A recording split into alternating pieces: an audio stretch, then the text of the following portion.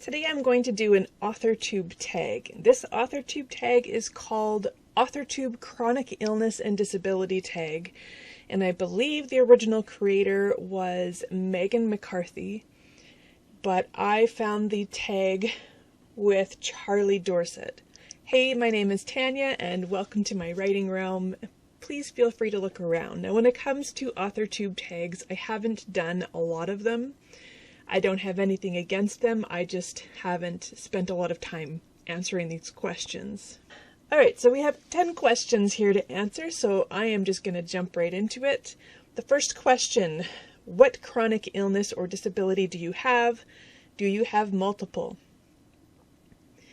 If you've been watching my channel for a while, I do have a video series or a playlist called Living Undiagnosed where I talk about my medical condition. I do have multiple medical conditions. The biggest one, the symptoms related, is I have these seizure-like episodes that we've been trying to diagnose for a long time.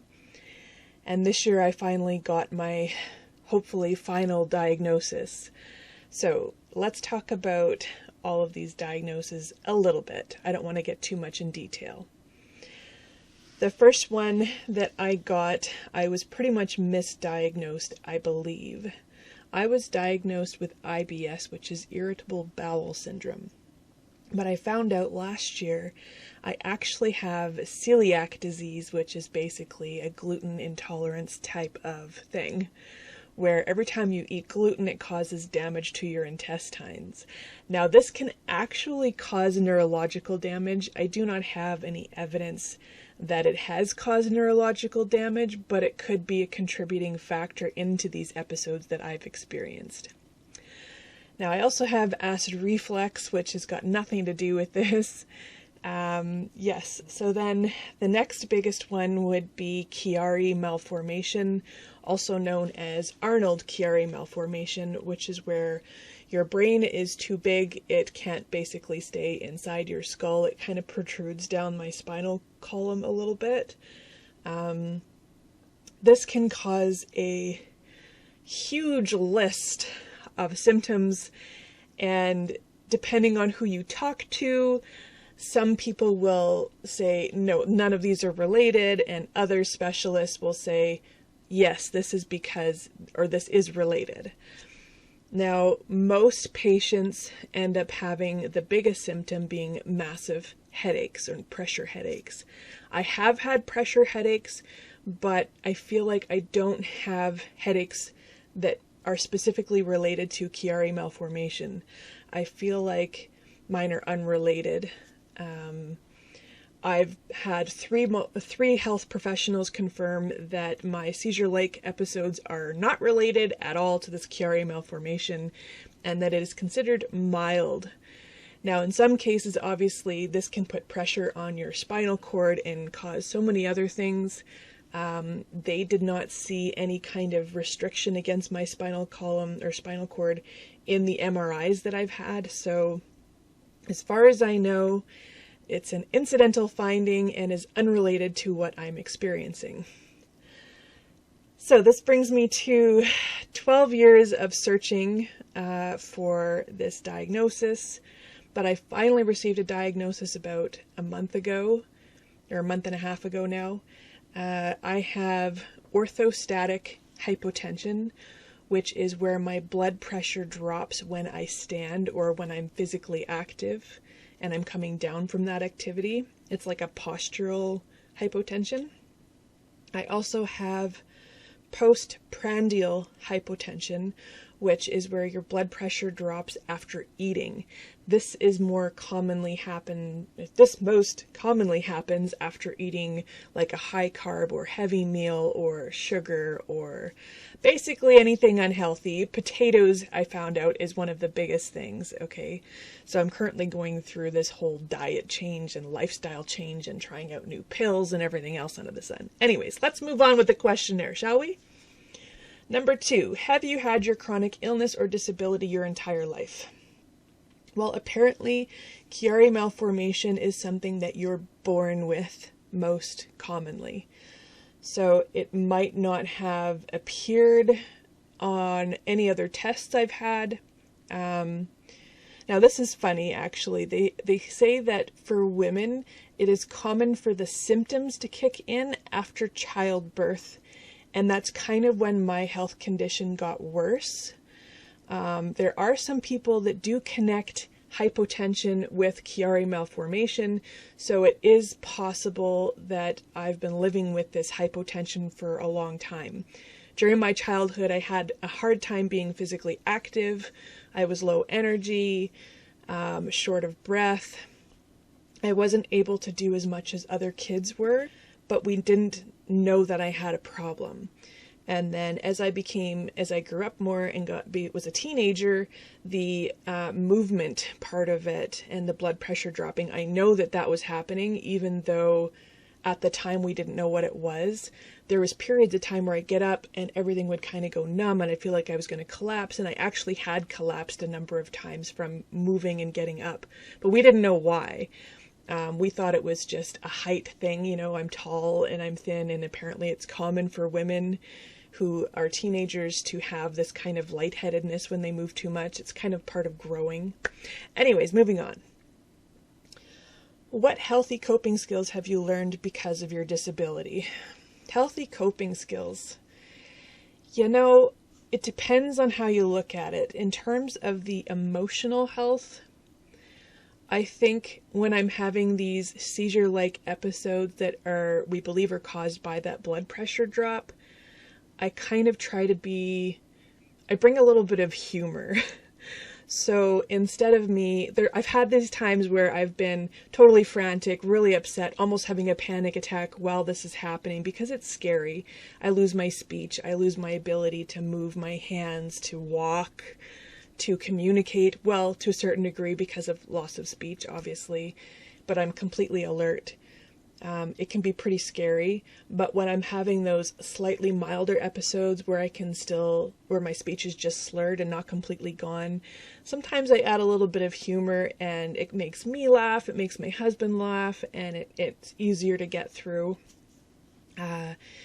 Otherwise, coping methods. Well, I think laying down and binge watching Netflix kind of distracts me when I'm going through those rough days. Yeah, that's pretty much it. Number 4, do you apply your experience to your writing?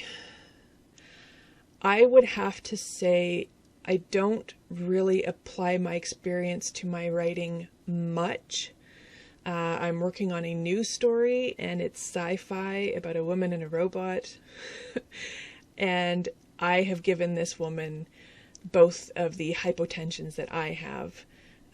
I'm hoping that it might be almost therapeutic for me to write out what I'm feeling into this character to help me kind of cope with it a little bit better and understand it more, because I'm still learning after all these years.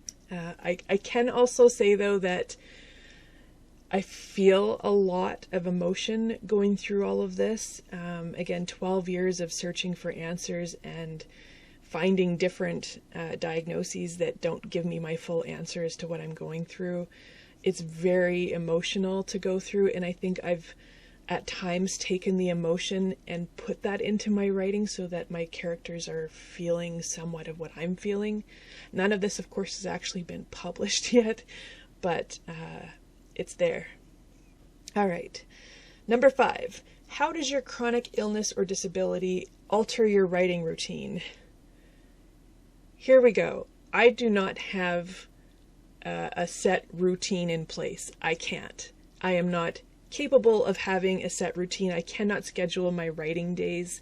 I can't say, hey, Monday, Wednesday, Friday, from this time to this time I'm going to write. I can't. I wing it all the time and see how I feel as to whether or not I'm going to be able to actually sit down and get words on paper. This is very frustrating to me, and there's times that I sit down to write and I've actually gotten stuck. I have what we call the freezing episode, where it's like stopping in time and you become a statue. I can't move, I can look around, but I could be mid-typing and then I get stuck. Now, that doesn't happen often, but it can happen, so I have to really pay attention to how I'm feeling. If I'm happy and positive and energetic and mobile, that's a good time for me to write. But if I'm already tired and I feel like I'm sluggish and I don't have much energy, that's a really bad time for me to write. So for me, it's about managing how I feel, and outside of work and kids and family life, it's hard to schedule writing time. One thing that's been helping me a little bit is my Sunday morning live streams. I used to try to do this every weekend, but I have too much going on. I try to schedule a live stream for 9 a.m. Central every second Sunday. And that is allowing me a little window of time to get some writing done during the writing sprints. However, I mostly prefer to write alone with no sounds, no people, no movement, no distractions, and maybe a window so I can see outside, or sitting outside and writing. I feel like I can really live in my stories that way. And that might sound silly, but I'm a pantser, I'm a discovery writer. I sit there and really gear down and get into the world and the characters and live my stories while I'm writing. So I really don't like writing when anybody else is around. Anyways, this is kind of off topic again. Let's get back to the questionnaire. All right. Number 6, how does it impact your writing style, topics, and characters? Well, I don't really know that it does, other than I feel like I always try to find ways to be closer to my characters and live and breathe what they're experiencing. I'm not really sure if that's because of my disability, but that's kind of how I feel about it. I enjoy writing in first person because it helps bring me closer to the character and try to really get into their emotions. First person present tense. Topics. I don't know that it really affects my topics. I don't normally add anything in regards to having characters with disabilities in my story. For me, the writing process and writing a story is kind of like, if I didn't have this disability, this is how I would live my life. Or I would love to go on an adventure in a high fantasy world, or, it's about what I wish I could do. It's less about me putting who I am into my characters. It's about what I wish I could do and who I wish I could be. Okay, number 7. What about your chronic illness or disability has surprised you? Oy. Honestly, finding these final answers this year, or possibly the final answers, it's really opened my eyes in terms of basically my entire life and getting an understanding and a fresh perspective on everything that I've been experiencing all these years, and my inability to actually live a normal life. For example, when I go bike riding and I come back, sometimes I can't even get off my bike without help, and I'm shaking and I feel sluggish, and then I'm right in an episode, and then I'm in bed for the rest of the day, so I literally cannot go for a bike ride. But now that I know why or what is happening, it's basically my blood pressure crashing, and it's super scary because I'm taking it more serious now. Like, I always took it serious, but I still allowed myself these pleasures in life a little bit, just with the understanding and acceptance that it would make me bedridden for the rest of that day and possibly even the next. So now that I understand what is happening, I have a better acceptance of what I can't do and why. So I guess you could say that kind of surprised me, but not in a good way. It surprised me in a bad way, because it's like, okay, this is never going to change. Yes, I can take pills to help with part of it, but I'm never going to be able to do the same things that other people do. 8. How did your family react? This is a tough one. My family's always been supportive, and there are family members that are completely understanding of what I'm going through. I would have to say that some people don't completely understand, some people in my family.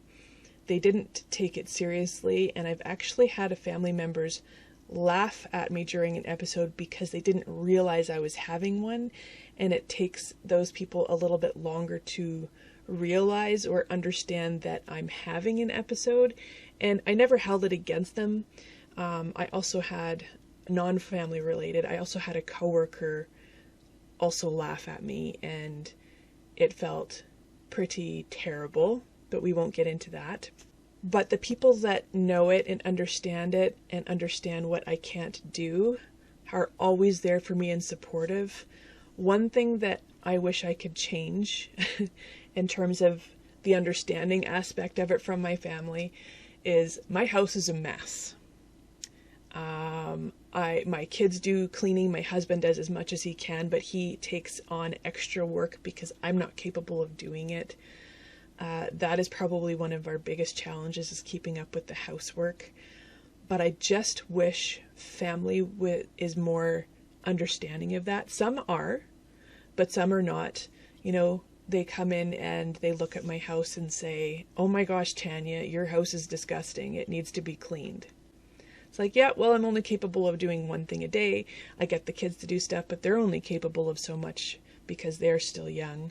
My husband has a lot on his plate, you know, the yard work, the kids, cooking dinners, cleaning the kitchen, you know, he has a lot on his plate too, and there's only so much that we're capable of getting done. So that is one thing that I wish some people would be more understanding about. Okay, number 9. What do you celebrate about your chronic illness or disability? Well, I've thought about this question. Honestly, there isn't much that I can celebrate. I have my periods of time where I'm at an angry point. I guess one thing would be, I do have, compared to other people I know, my skin is nice and clear and I don't get a lot of pimples. And I've recently discovered that that's because of my low blood pressure. I don't know if that's something to celebrate, but I don't generally break out. Sometimes I get a little pimple down here or a little one over here, but it's very short-lived, and so I don't have to wear foundation or do a lot of cover-up and wear a lot of makeup. So I guess I do celebrate that. 10. What's your favorite form of self-care? I think, I don't know if I have a favorite form of self-care. One of my favorite things to do to feel better is to write when I'm capable of writing. And then I leave that writing session feeling refreshed and new and like I've accomplished something, and it keeps me positive. Otherwise, I do enjoy, the occasional tiny small glass of wine or vodka, because I like vodka. And that's sort of something that I do once in a while when I feel like, okay, I've accomplished a lot. I'm proud of what I've done. I need to relax and stay positive. And then I'll allow myself that one drink while I'm watching a show or snacking or whatever. I still need to improve my self-care. I tend to put other things ahead of myself, like my family and trying to accomplish stuff and trying to do the housework and trying to do my YouTube channel and trying to get my work done. All of that I tend to put ahead of myself, or, wanting to go out and do something. I put that ahead of taking care of myself. But again, I think that it's going to get better now that I have a better understanding of everything that's actually happening with me. Then I can say, like, okay, if we're going camping and we're doing a walk, after that walk, I need to go and have a rest and look after myself while you guys keep going. And I kind of have to accept that I'm only able to do so much. Now, I didn't do that very good this past weekend. Like Sunday morning, I woke up, I did my live stream, and then I went to 2 grocery stores, and then I went flower shopping, and then I came back and I planted all my flowers, and I was going, and I felt great. And then in the evening, I managed to, cook supper and clean up the kitchen. And then by 10:30 at night, I'm like, why am I still awake? but then now I'm paying for it. Then it's down to, 3 days straight now of feeling absolutely run down, exhausted, and terrible. And I think that although these pills are helping, I really have to keep in mind that I should focus on one project in that day. For example, the days that I go to work, I need to accept that once I come back from work, I need to relax for the night. Going to work and commuting and driving and going up and down the stairs all day and having a lot of people around me, lots of conversation and meetings. I love working and I love going there, but I'm exhausted after every day that I go to work. So I have a better understanding of that, and I need to force myself that even though I may still be upright and mobile, I have to force myself to lie down and take care of myself and just relax and get through that evening so that I can start fresh the next day. So I hope you found that interesting. I know it's not my usual video, and I don't normally do a lot of Authortube tags, but I really connected with this one, and I really enjoyed watching Charlie's video on the tag as well. I'm planning on going through and checking out more of these tags. So in terms of tagging others, I agree with what Charlie said. I don't think that tagging specific people is fair because not everybody is comfortable opening up about their illnesses or disabilities. But if you're watching this and you're interested in doing this tag, you are more than welcome to. And as Charlie said, we're going to let Megan McCarthy know when we've finished this, or let Charlie know, and they will. She's created a playlist that is specific for this tag, so that other people can kind of chain watch all of these videos. I think it's important to kind of share this with each other and stick together because we're all going through something different. But a lot of the times we feel the same way. You're restricted on things you do for different reasons. You feel alone sometimes. So thank you, Megan. Have a great rest of your day, afternoon, evening, night, or whatever. And talk to you soon.